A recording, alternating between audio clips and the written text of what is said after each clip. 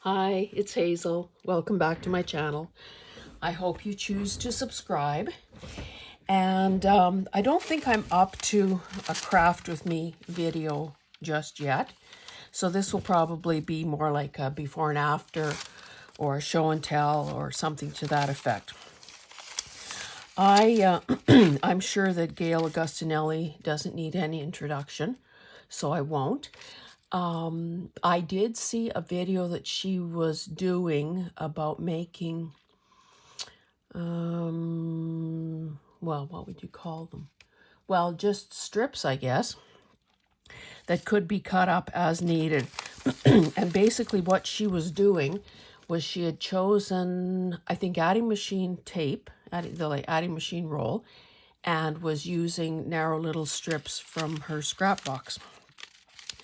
So I thought, well, I'm sure we've got adding machine rolls here somewhere, but I have a gazillion other types of things on a roll.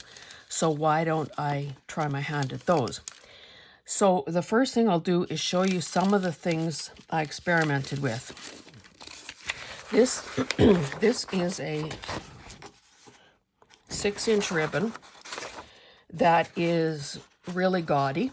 I mean, it obviously had its day at some point, but it's at least, 25 years old or so, and there's still a lot on the roll, as you can see. So what I did was cut off a chunk, and we'll attempt that same idea that Gayle used. Now, because there's so much background color, I suppose I can let some of it peek through.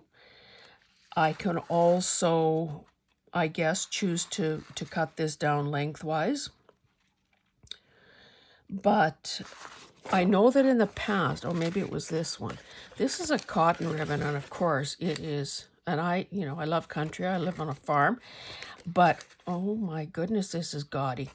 And again, lots of that left. So of course I've used this sometimes with to strengthen spines because it's a tightly woven ribbon, and goodness knows it, in my opinion, it should be covered up. So this one, I should pull out a ruler. This one is 2 3/4. So in the past, I've tried gessoing this, but my goodness, it takes so much product to cover those dark colors. So I don't think that's a good use of product. We all, I'm sure, have this hem fuser in our sewing baskets.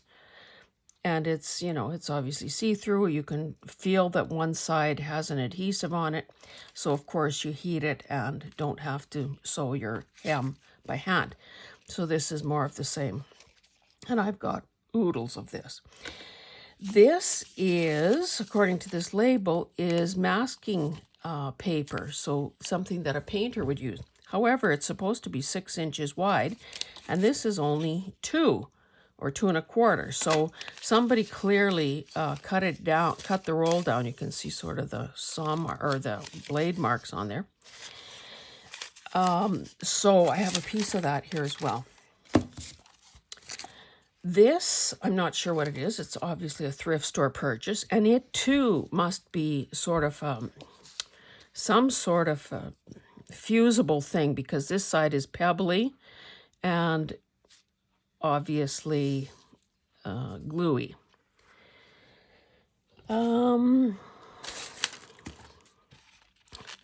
This is, again, I believe, an interfacing of some sort, or perhaps, yeah, I guess an interfacing. It's thin. I mean, thin, thin and narrow, 2 inches. So you can see that I have miles and miles of things that I could be using. This is a heavier weight. Can't see my hand through it as well. Heavier weight, 3 1/2 inches. And this was probably used maybe as a header on pinch pleated drapes back in the day when that was a thing. when I saw this pack, I've taken the label off because it's from an old store that no longer exists in Canada. When I saw these, I bought a couple of them, a little, these tubes of these tiny little rolls, 1.5 inches. You can see how it's yellowed, the part that was exposed to light. These are so darn cute, and I have several of them. And again, it's just paper. I don't know if adding machine rolls were ever this narrow. Perhaps they were back in the day. And then this thing. It also is a woven product. I assumed it was another kind of interfacing. But luckily, to avoid embarrassment, I Googled just now what epilating means. Would you believe that this is the stuff that salons use for hair removal? So, yeah. Anyway, that too is a huge roll, and it is 3 inches wide. So I intended, again, to try to do some of this in front of you. Goodness knows,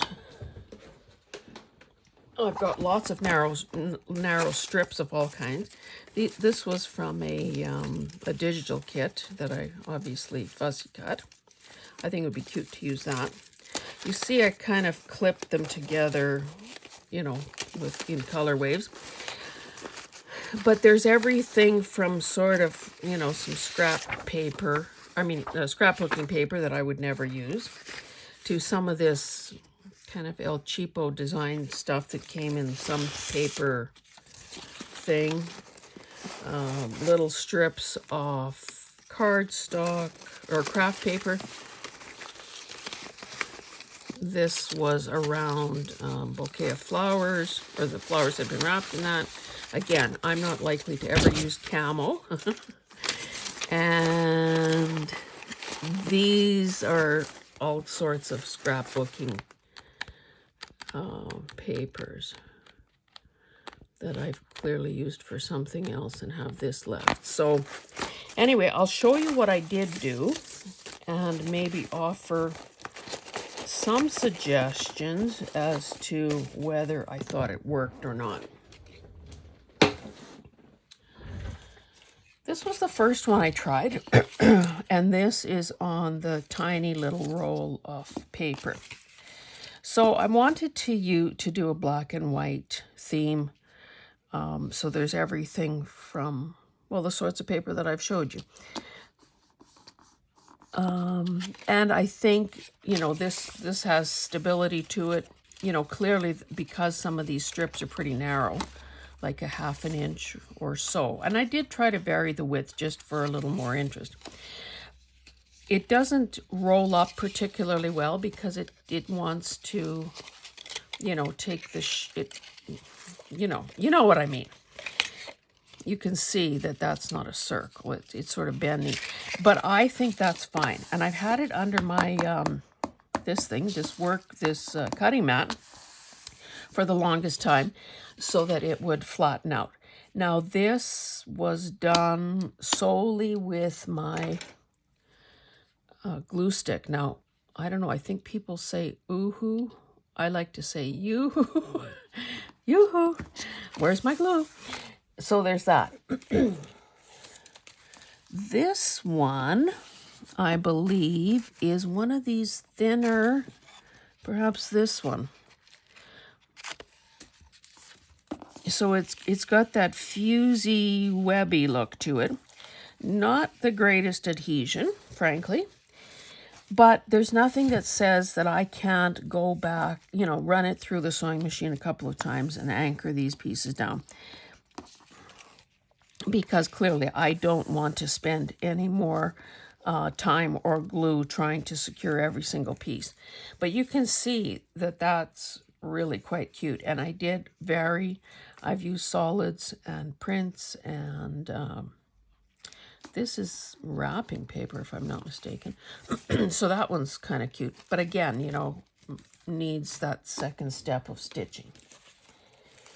This one is the, let me just peel this back a second. Oh, this is the one that I said had a gluey surface on one side.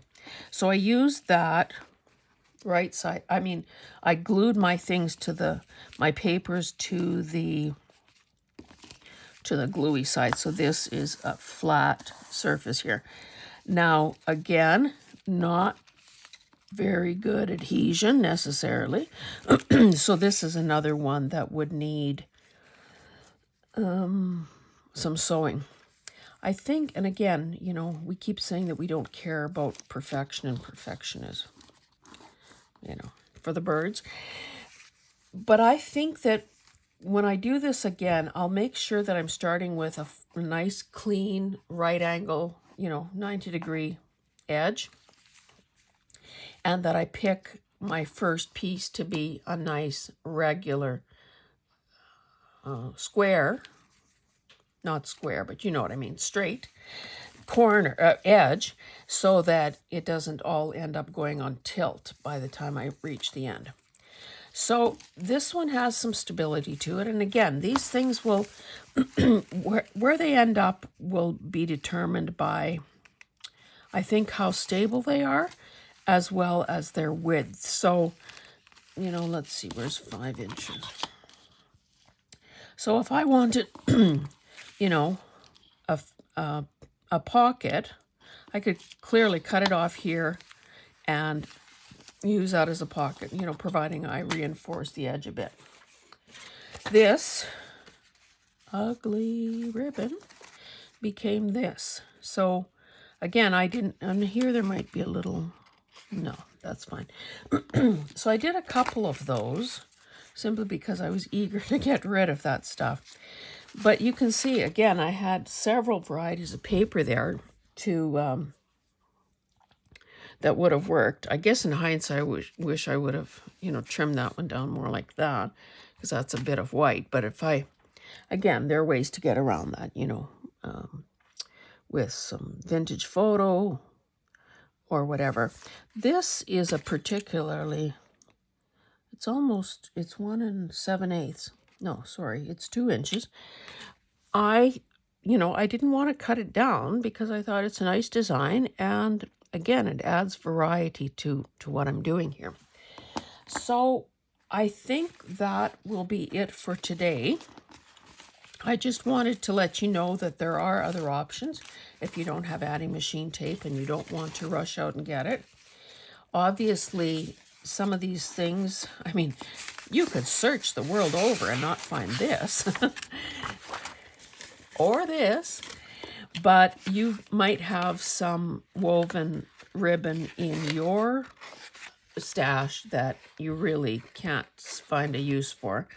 So this would lend itself, and certainly there's stability that comes with that. And it's not hard at all to find, well, maybe not this, but it's not hard at all to find these other rolls in thrift stores. Again, people aren't pinch pleating drapes anymore, so these kinds of things have been donated. I don't know, to be honest, if I would waste my time doing this skinny little one, but yet it probably would be pretty cute. And goodness knows, I think all of us have some scraps that would be the perfect size without trimming. Anyway, I'm going to let you go. I wish you good health and happy crafting. I do ask that you please, you know, talk my channel up if you're so inclined. Tell others about it. Subscribe if you are moved to do so, and help me get those numbers up there. Thank you. Bye-bye.